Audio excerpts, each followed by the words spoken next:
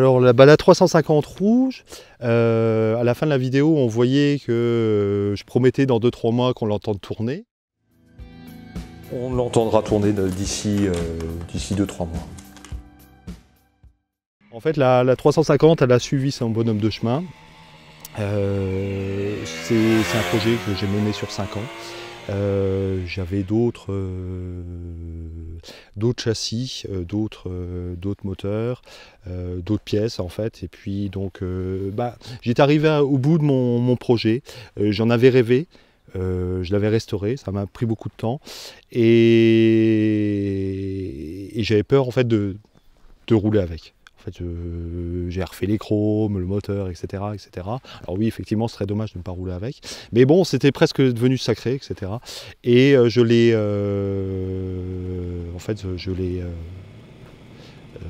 cédé à un collectionneur. Et puis, donc, elle est exposée dans son petit musée personnel, etc. J'avais pas réussi à tout à fait la mettre au point au niveau démarrage. Bon, ça reste peut-être un petit acte manqué. Donc voilà, donc là la 350 rouge, maintenant elle est chez un particulier, elle est exposée parmi des Kawasaki contemporaines. Et donc, comme j'avais un ensemble de... j'étais un petit peu dans ce modèle qu'on avait pu voir dans le premier épisode, donc j'avais des châssis, des choses comme ça. Et donc j'avais un autre projet en parallèle que j'avais commencé à restaurer disons voir à la toute fin de la restauration de la rouge. J'en avais une qui était quasiment complète, qui était en meilleur état que la rouge quand je l'avais achetée. Le moteur tournait, le carter de chaîne était d'origine. Il manquait les clignotants, le dosseret de selle avec le support, le feu, les clignotants, les poignées de béquillage, des babioles. Et donc j'ai entrepris de la restaurer. Alors elle était en bon état. Je m'étais dit, comme je veux l'utiliser, je fais une restauration simple. Et puis on démonte. Puis un petit peu, puis encore un petit peu, encore un tout petit peu. Et là c'est trop, pour reprendre une phrase de Dick Henneck. Et en fait, j'ai sorti le moteur du cadre et puis c'était foutu parce qu'on se rend compte qu'il y a un éclat de peinture là, puis là, et puis là, et puis là. Donc, finalement, il y a des boîtes de thermolaquage qui font ça très bien pour un prix correct. Enfin, ça revient moins cher de le faire finalement que le faire soi-même. C'est mieux fait. Et donc, et puis j'apprécie de bricoler sur quelque chose de propre. Donc voilà, une fois que le cadre il a été repeint, j'ai pu remonter le bras oscillant. J'ai un copain qui m'a donné des amortisseurs d'origine neufs, sur les autres. Et puis au fur et à mesure, j'ai aussi à la reconstituer. J'ai mis à peu près, j'ai commencé en juillet 2021 et je viens de la terminer en janvier 2022. Donc à peu près 6 mois. Donc elle n'est pas parfaite, mais elle me plaît bien pour rouler. Elle est agréable et elle freine bien. Ça fait partie de la conception de la moto. Mais vous allez voir que les premiers roulages m'enchantent et j'ai vraiment hâte que le printemps s'ouvre pour pouvoir en profiter pleinement.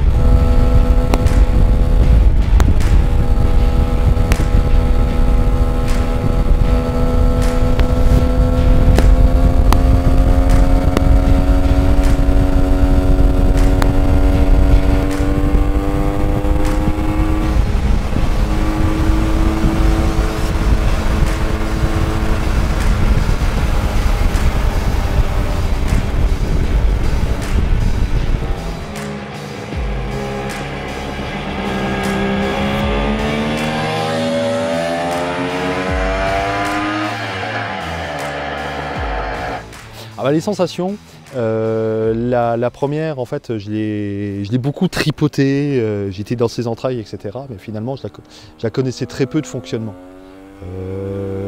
Et là, c'est une moto, en fait, qui est super agréable. Elle avait des concurrentes de son époque, mais c'est une ligne sportive. C'est une moto de tourisme et vraiment, oui, on est assis dessus, enfin vraiment, on a une position vraiment sénatoriale. On peut aller, tant qu'il y a de l'huile et de l'essence, elle vous emmène au bout du monde. On est bien, on n'a pas le dos cassé. La boîte, alors certains détracteurs vont tomber à bras raccourcis dessus sur les concepteurs de la machine. C'est une boîte à croisillon. Alors effectivement, elles ne peuvent pas se passer à la volée, hein, c'est toujours avec le moteur tournant et il faut un peu décomposer le mouvement, et encore que ça passe bien. Et moi c'est la première fois que j'utilise en gros cette boîte. Il n'y a pas de ratage, de faux point mort permanent, non, ça se conduit bien, ça freine bien. Pour dire, j'avais une Kawasaki W800. Celle-ci freine mieux, alors qu'elle a 40 ans de plus que la Kawasaki, et la cylindrée est 2 fois inférieure. Le diamètre du tambour à l'arrière est de 180, sur la Kawa c'était un 160, et la Kawa, j'ai déjà mis les pieds par terre pour freiner. Donc, voilà, et avec celle-ci, non, je dois dire qu'elle a une bonne tenue de route, il n'y a pas de louvoiement. C'est une moto après que j'apprends à connaître en roulant. Là, je trouve un comportement sain et vachement agréable. Et dans la circulation d'aujourd'hui, hormis que ce soit un 2 temps, que ça fume, qui peut peut-être déranger un peu les autres utilisateurs.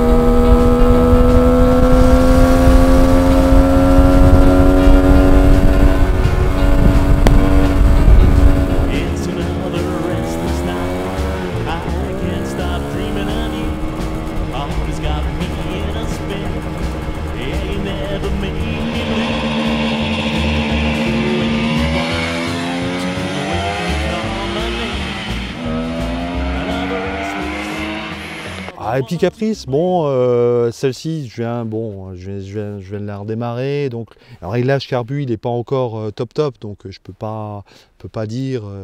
Je suis ni mécano de métier, j'ai pas 40 ans d'expérience derrière moi de ce modèle, donc je suis pas un expert, on va dire. Donc là, j'arrive à la faire tourner sur son ralenti, à froid. Il faut un peu la solliciter au niveau de l'accélérateur, etc. Mais elle démarre bien. Une fois chaude, ralenti et stabilisé. Elle n'a pas vraiment, du peu que j'aurais pu en utiliser, j'ai fait 72 km avec. Je ne peux pas dire qu'elle ait fait des caprices. Son plus gros charme, je ne peux pas être objectif, parce que forcément, une belle Kawa, ouais, c'est sexy, c'est tout le monde la connaît, etc. Et moi, j'ai toujours été, je sais pas, est-ce que ça tient à mon adolescence ou quoi? Enfin j'ai toujours eu un pas de côté, et j'ai toujours eu un peu un sentiment pour les choses qui sont un petit peu différentes, en fait, qui n'ont pas forcément eu de succès, et justement qui se défendent par des qualités intérieures. Ouais. Déjà, c'est un châssis qui est vachement rigide. Si on prend justement, alors je vais arrêter de parler des Kawa, des Suzuki ou des Yam, des choses comme ça, mais si on a un châssis d'une motobécane et d'une japonaise l'un à côté de l'autre, je dis merde. la motobécane, c'est sûr qu'il pèse un peu, le châssis fait 19 kg avec le bras oscillant, mais on sent une rigidité. Je veux dire, ouais, c'est à mi-chemin entre un châssis anglais et italien. Alors, je vais peut-être me faire assassiner en disant ça, parce que j'ai peut-être pas tous les tenants et les aboutissants de l'histoire, mais en tout cas, bon, c'est un double berceau, bien costaud, bien rigide. Ça freine bien, je veux dire, l'étrier de frein et le maître cylindre, c'est du liquide. Ils ont été montés sur des anglaises. Sur les premières 750 Ducati bicylindres, ils ont été montés, les GT, et ça a été utilisé en compétition aussi. Le phare, qu'on avait vu de la vidéo précédente, qui est vachement bien. Tout est monté sur cylindre bloc. Donc je veux dire, vous n'avez pas de vibration dans les poignets, dans les jambes, etc. La selle est moelleuse. Bon, celle-ci, elle c'est un peu... Bon, j'ai changé la housse, mais pas la mousse. Ce qui fait qu'elle c'est un peu... Bon, elle a 50 ans, quoi. Donc il faudrait peut-être que je pense à changer la mousse. Les cylindres sont chromés durs. Bon, après, chacun son école. Si ça avait été des cylindres chemise et fonte, personnellement, ça m'allait bien aussi. Voilà. Pour le carter de chaîne, alors ça, c'est vachement bien pour le tourisme. Hein, je veux dire, c'est étanche, c'est graissé en permanence. Bon, par contre, quand il faut s'amuser à tendre la chaîne ou s'il y a besoin de maintenance sur la chaîne, ça, c'est une autre histoire. Je pense qu'il y en a qui ont dû les jeter au bout des champs. C'est pour ça, peut-être une des raisons pour lesquelles c'est la pièce la plus dure à trouver. Ça et les poignées de béquillage, parce que souvent, il y a des porte-bagages qui étaient montés. Donc, les poignées de béquillage restaient dans le garage, et puis la moto était transmise, etc. Donc voilà. Mais sinon, non. Bon, après, le compteur ont un peu la tremblote. Bon, moi, ce sont ceux d'origine. J'en avais, alors j'ai pas des mines d'or, hein, mais bon, j'en avais des autres, neufs. On a essayé avec un copain, puis finalement, après quelques jours de fonctionnement, ils ont la tremblote aussi. Donc,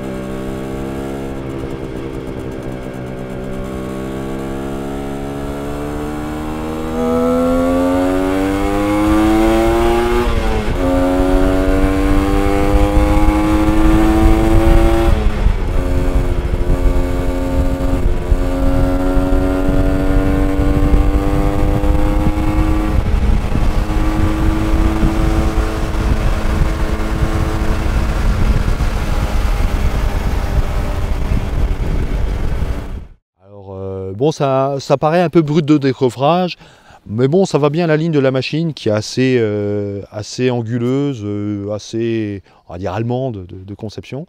Mais aussi, ce qu'il y a, c'est que on a tiré un boulet rouge sur la 350. Ouais, elle est moche, ceci, cela. Mais elle était vachement... Si on la remet dans son contexte, et même après, on se rend compte qu'en fait, c'est un ensemble qui évolue dans le temps. Donc oui, alors avoir raison trop tôt, c'est ne pas avoir raison, d'accord, mais c'est plein de choses qui mises dans la balance ont fait que voilà. Et bon, après, maintenant, ça fait le bonheur des propriétaires actuels, il y en a moins, son avenir. En 72 est présentée la motobécane au Salon de Paris. Donc là, c'est l'événement, un petit peu. En fait, elle a cette année-là été présentée des autres machines et la motobécane l'a éclipsée parce que justement c'était un peu l'espoir du renouveau de la moto française, etc. Et donc elle a eu quelques papiers un petit dithyrambiques puis d'autres qui l'ont assassinée. Et donc elle a été présentée en 72 et cette année c'est les 50 ans de la présentation. Et donc, 50 ans, c'est quand même pas rien, on ne les fait pas tous les jours. Et Donc le Moto Bécane Club de France décide de fêter l'événement à Dijon, au Coupe Moto Légende, et j'aimerais bien y participer. Voilà, ce serait un aboutissement, alors certes peu modeste, etc., mais bon voilà, c'est avec une moto bécane que j'ai entrepris de restaurer, j'aimerais bien y participer. You're the only one to ever make me feel this right. I wanna wrap my arms around you, baby, you know just what I like. Another restless night, just dreaming about those things you do. Another restless night, another comes by you. Another restless night, another comes by you. Je pense qu'à la 350, on n'y arrive pas par hasard. Alors, en ce moment, elle est à la mode. Voilà, elle est à la mode. Il y a plusieurs choses qui...